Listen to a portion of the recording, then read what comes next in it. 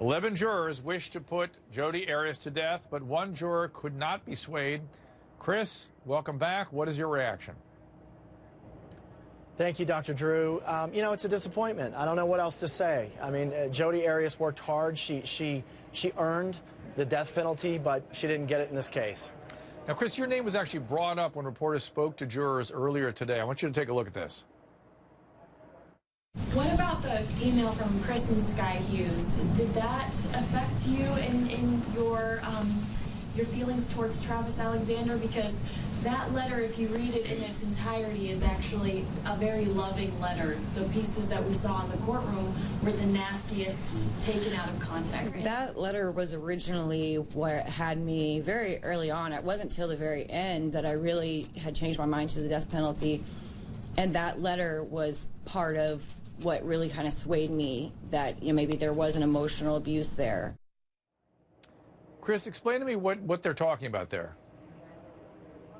Yeah, well, I'm not quite sure. I did hear that in the press conference earlier today. I think the key point of what she's saying is it wasn't until the very end that she, you know, was swayed to give the death penalty, if I heard her correctly. Yes, that's what I think that it was in the very end, you know, that she got context. She was able to read the emails from start to finish, and you read that at the very bottom of those emails, with Sky, my wife Sky, talks about what a great guy Travis was, that he's a miracle, that she's proud of him, that he's a good person.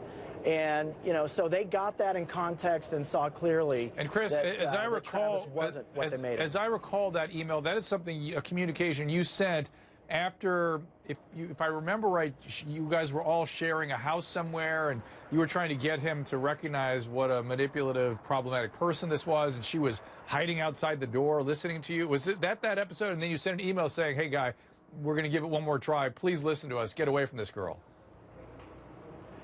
Yeah, it actually, no, those emails were before that. We kicked Jodi out of our house in March, April, I believe.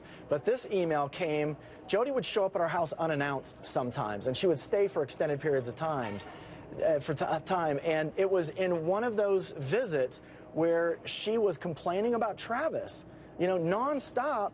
And then she went back and told Travis that we were complaining about Travis nonstop. And what we see now with 20/20 hindsight as a sociopath, you know, as borderline psychopath, yeah. that she was she was isolating Travis Alexander. She was isolating him from the church. She was isolating him from his friends and from his family so that she could do what she wanted to do to him. And eventually, that's what she did.